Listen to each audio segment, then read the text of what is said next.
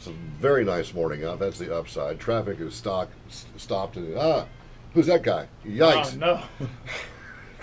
God, turn this TV up. Put it on sports or something. The news is so good, but traffic is a mess. I just saw some shots of that. So breathe deep. The gathering gloom. Good luck with your day. Kyle Veazey writes very well about the election and politics and the city beat or whatever it's called for the commercial appeal. We've been asking him to come by and update us on the election as it progresses, and he has come, and we thank you. We thank you. And you wore a tie and stuff. Just for Why? you, clearly. Oh no, you've got to go sit through some more boring meetings probably today and listen to more elected officials talk about how they want to change the world and help the kids. There's potential for that. Yes, family values and morals are my biggest concern. Mm-hmm. What do you do all day? Do you go to people and just and watch them talk and stuff, or what? Rotary clubs and Kiwanis. Yeah, I've done a fair amount of that. My job is also as sort of the editor of our government coverage as well. So there's a lot of sort of coordinating what's going on at City Hall and county and state. But election time, there's a lot of doing that all day and going to some forum in Lakeland at night. And So you like that kind of pain stuff. and being punished like Yes, this? pretty much. Okay. I'm looking forward to 9 days from now because the election is in 8 days. Well, so tell us, because we are all, it's so difficult to be optimistic about this and hope that people come vote and do the right thing and get some of these people out of office. It's the biggest ballot in county history, for example, the one that catches most people's eye is the 80 people running for 40 judgeships. You have to ask yourself, why does somebody want to be a judge? Is it they want to be patriots and help define society's bad people and their futures or whatever, or do they just want to make 170 grand a year for 8 years and show up whenever they want to? Not to be a cynic, or but A cynic? but that's the one that people go, what? And today in the appeal, Mr. Waters has a piece about the incredible lack of understanding of these positions, county court clerks, circuit so those are confusing enough. What again are the key races in your estimation from what you watched, and in 8 days we'll do this? Here's the hard thing too about judicial campaigning, and I wrote a piece on this earlier this month. Judges, as you know, they can't come out and promise anything. Yeah. They can't say, Right. you know what, if I have this kind of case before me, I will sentence this guy to this. You can't do that. I'll set you free. Yeah, you can't do that. You can only say, you know what, I'm experienced and I will be fair and I have integrity. Yeah. And if I pronounce integrity different than the next guy, then you should vote for me instead of him. And that's all they can do. And so that's what makes this so awkward, frankly, for Yeah. them. Now, you asked about the ones that I'm looking at. There are a handful of open seats. I couldn't list them for you right now, but there are a handful of them that some judges are retiring. And then also juvenile court judge. Right. That's an interesting one. That's an open seat. That's the Henry Brooks one? No, She's she's running for clerk. Oh, okay. Tarek Sugarman is well, let me rephrase that. I was about to say he's the Democratic nominee. He's not. It's a nonpartisan race. He's the one who has been endorsed by the Democrats. Dan Michael has been endorsed by the Republicans. That's obviously just one judgeship. I guess that's what makes it a little different too, is because so many of these are blank court division 13. Well, juvenile's just one, and I think that's one that'll be worth looking at. What does the juvenile court clerk do?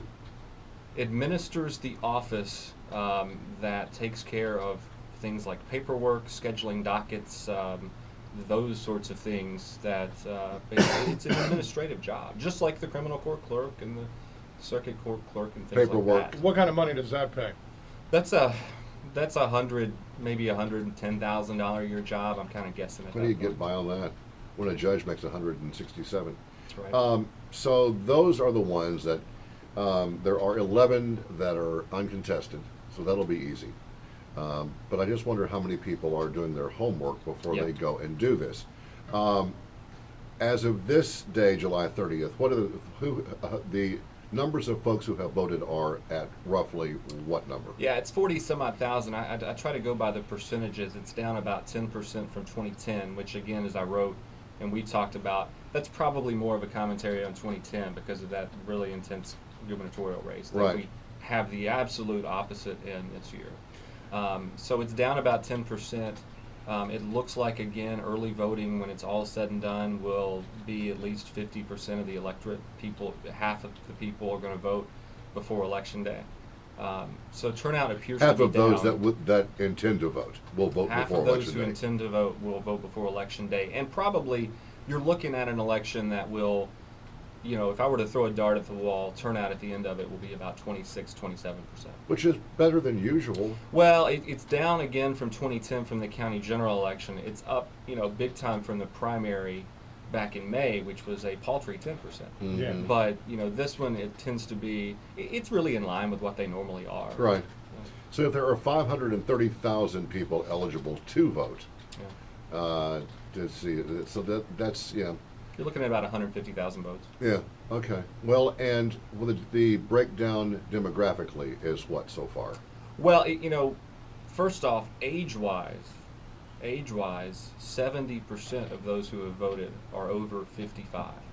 Okay. And 5.6%, I believe I have that right, are younger than 34. So you can see the people who are going to the polls are older.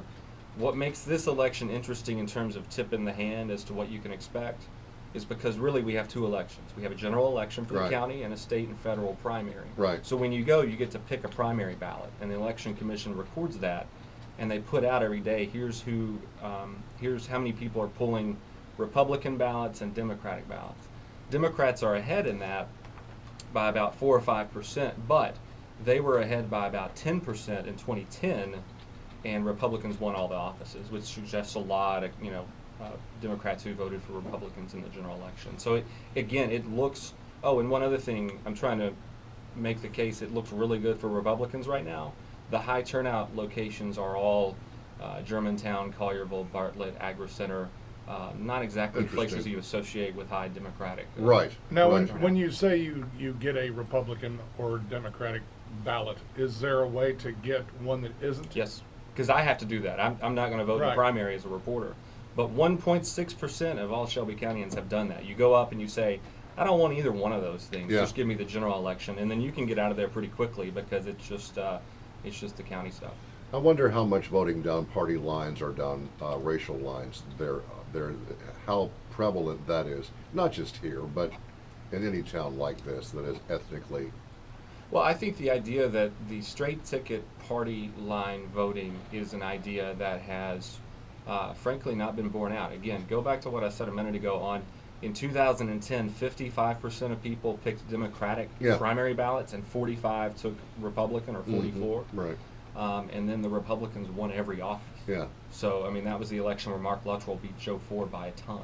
Yeah, and this is county, and the aforementioned places are county properties, not the city Now, property. what are the odds that this will all turn out smelling great, and there will be no conflicts and people saying that the voting machines were in error or the election commission did a bad job? 1 in a million? 1 in a million. So Yeah. somebody's going to bitch, and somebody's going to appeal, or probably Yeah. okay. I mean, that's just standard politics around here It's anymore. just standard. It's just standard operating procedure because, there is some distrust. Well, I mean, if you were to take it just from one party, the Democratic Party right now views the election commission with the most suspicious eye you could ever imagine because it's controlled by Republicans. And so we saw a little bit of it in this sort of. Well, it never came to a recount, but it was close to being a recount in a county commission race back in May and June. They demanded all the tapes, all the actual documents, and it was just kind of a mess. And if you can see sort of that being a seed that's planted to Thursday and Friday of next week, it would not. I'm not guaranteeing that, but I can assure you it would not surprise me if there are some, something that says, well, this polling place had this malfunction. And look, I'm not here to defend the election commission, but you have to remember what they do. They put on an election of 150,000 votes, 220 sites around the county, with about 11 full-time employees. A lot of temporary employees, obviously. Right. But something like that is bound to make people scratch their heads. Curious. Yeah. Kyle, our guest is Kyle Veazey from the Commercial Appeal, the election, and other city discussions we're having today. Where are we with the Henry Brooks County Commission thing? That's been very quiet for 2 weeks. Yeah, the Chancery judge basically said that the county commission could not kick her off, and could not hold a hearing, which could result in that. And I think essentially what has happened, her court date has been rescheduled until I think the end of next month. And remember, it's July 30th. And she ends up per diem Yeah. at the end of next month. Right. So it's all a moot point. I suspect that will be the outcome. Okay. So I wonder how much impact there's a lot of TV advertising, a lot of radio advertising, a lot of billboards for positions that people don't seem to understand or know what they're about. So I think it's disheartening as heck that the young folks have no interest, and they're the leaders of tomorrow. Supposedly. That's just kind of a scary thing, isn't it? to Well, look at that? and it bothers me. I mean, I'm 31, so I'm in that group, right? I get that. But And you're smart and you pay attention, and I've you're voted every election I ever could. I love it. Yeah. But I'll say this. Monday, I had a conversation with somebody. I won't say where because I'm not trying to make fun of this person. go ahead. But yeah, you don't mind. She asked me what I did for a living. It was one of those we were kind of killing some time and getting to know each other. And she asked me what I did for a living. I said, well, I'm the politics editor at the Commercial Appeal. Oh, okay. And I said, man, I can't wait till next Thursday's over. It's really busy time for me. And she said, why? And I said, well, there's an election next week. Have you not seen the signs? And she, yeah, I think I have seen some of the signs, but I haven't really thought about it. And I can understand, but there are signs on every corner in this county that at least don't you have some curiosity? I know it doesn't have the election date on it. Unbelievable. But don't you wonder why there's these signs out there and these TV ads? It's kind of it was very disheartening. I don't know what the word apathy means, and I don't care. Yes. Yeah. It is intriguing to watch this go on. On a different note, since you have your ear to the street, it's also been very quiet in the areas of police and fire and city issues and city councils and mayorships. No one's saying a word.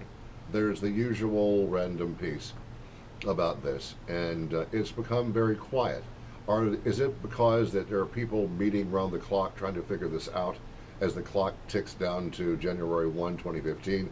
What's your sense of where that's going? I do think there's a lot of effort on that front. I don't know if there's, if it's still truly a negotiation where there's a compromise trying to be reached. I believe that there are a lot of people, especially on the union side. We saw that yesterday.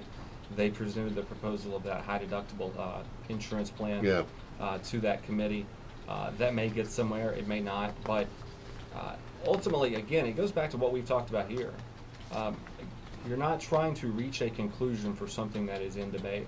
Right. You're trying to, the people who don't like this are trying to basically rescind a vote. Right. And It seems unlikely. That's entirely hard. I think that as long as any plan that is offered does not,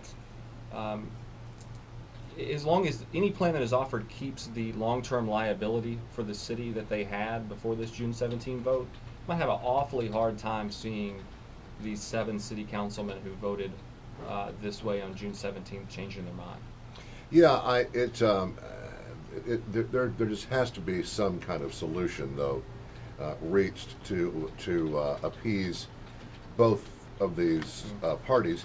And there's a piece here that I have referenced twice today that is from a national perspective, not one from the Appeal or the Flyer. Is that the Bloomberg one? It's from Business Week, I think. Business Week, yeah, I think I've seen that. Yeah. The facts that I checked off here were the city has lost 35,000 jobs past 7 years, and 2,000 people a year leave Memphis for other cities. Then they also highlight that $42 million a year is being lost in this city, but subsidies offered, the tax incentives given to corporations and all that. That's a mighty big number. That's the Good Jobs First study. Yes, I think. yes, yeah. yeah. The city, and we wrote this Friday afternoon, the city produced for us their list of tax abated properties, and it totaled 22 million that they're sacrificing. Okay. Now, So everybody I don't has know how their they own get numbers. that. It's out there. Clearly, there is a significant sum of money that these pilots are costing. What did Bloomberg write about? It may have been Business Week, frankly. I may have got it confused. Okay. Yeah. But everybody has their own numbers based upon who their consultants are and what they have to say about it in their report. Well, and this was the city. I mean, it was a spreadsheet that listed every tax-abated property. There were some from, I think, Brinkley Plaza downtown was started in the pilot was granted in 1984. So I mean, these were old properties and listed their actual value and the amount of money that the city had waived, and so it totaled up to about $22 million. Well, sir, so now we just sit back for one more week. Early voting is done Friday, is that correct? Done Saturday. Okay. Yeah. So once that's over with, then we see if the masses come out. So school starts next week, and there's an election. Yep. This should be boy. good times. Oh yeah. And the traffic will be moving smoothly, and all the roads will be fixed by then. And everybody's bus is going to show up at the bus stop at the right time. So life is good. Everything's great in this city, I think. We're thriving. People are civically engaged. Yes. Nowhere to go but up. Yeah, man. Well, we thank you for the time as always, and for doing fine work. What are you going to be doing the next week? Analyzing and asking. I like your section on asking the candidates running for the thank you. mayor the various questions and their politic type responses. Yeah, I think there's a bunch of phone calls to go out to a lot of these candidates and say, look, what is your closing argument? You know, what have you been saying to voters? So I've got a list of people today, starting with, you know, the Joe Browns and Amy Wyricks of the world and going from there. And, you know, there's just a lot in advance of that. We didn't talk about the most interesting race to me, quite frankly, is State Senate, District 29, will Ophelia Ford lose in the primary to Lee Harris. He's launched as aggressive a campaign as you probably could in that scenario. He's a pretty high profile name around here. He is, you know, and the guy, and he sort of checks a lot of those boxes. He's high profile. He's won a race, and he beat a Ford in the process. He's well educated. He is well educated, and he's from Memphis, and he's from Whitehaven. He's from that area. It's just a matter of whether, whether her constituency is deep seated enough, and also.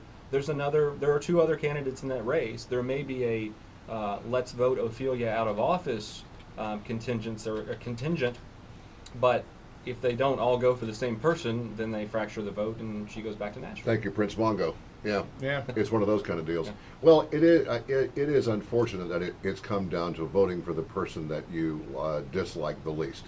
That's the sure. sad part of the whole thing. But that's elections for Yeah, forever. yeah. Well, you have to think that in this town, even these people finally talk themselves out of these offices.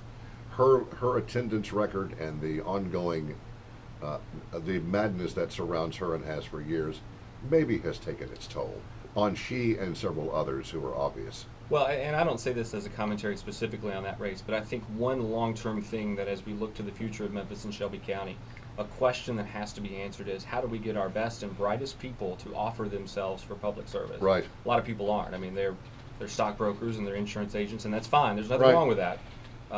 But they don't want to fool with it. And I don't think, blame 'em. and that I think is what translates into the reason why that these younger folks don't vote, Yeah.